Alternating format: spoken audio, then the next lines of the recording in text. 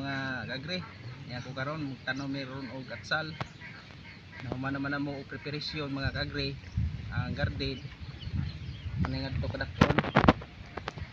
Unan. So mo na yung itanom mga atsal sidling. So, sakto pun siya nga amo nga itanom nga sa laos-laos ni mabisbisan ni tubig. Balik na siya kabuhi mga kagre. So sa dili pa ta mo tanom, siyempre mo mga itag pangaliya sa Ginoo. Kay mao ni ang labing importante nga kita mananom. Nga kita mga farmers ato jud isubmit sa Ginoo ang atong pagtanom. Kay bisa pag unsa ta ka maayo mo tanom mo atiman, unsa ta ka unsa atong panggamit nga mga high-tech nga mga technology, jaway tabang sa Ginoo wa gyapon usa magampo ta kapunon. Diyos nga langit no nagtakna sa kapunon. Salamat Ginoo ini nga gayunan Ginoo panahon.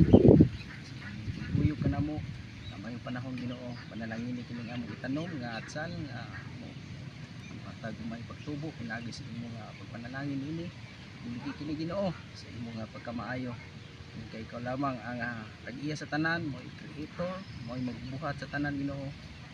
Piniyalan lang kami Ginoo sa among nga pag-atimanin mo sa among ginasubmit ang among luhaton karon nga punon among pananom karon Ginoo. Salamat sa imong kaayo sa ngalan ni Hesus, amen. So mo na mga kagre, so dito mga kagre ani pagtanaw mga kagre, dali ra kadto pagtanaw niya naon ra.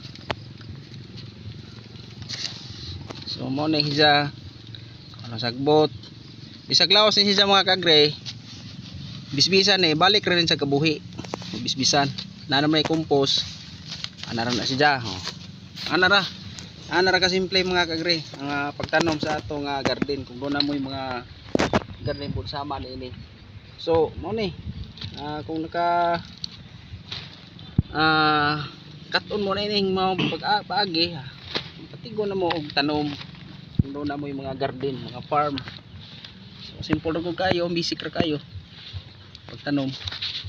So ulit sa mga kagre, salamat kayo sa inyong for watching, sa inyong pag like ug subscribe nining among gamay video mga kagre. Thank you. Salamat sa tanan. God bless.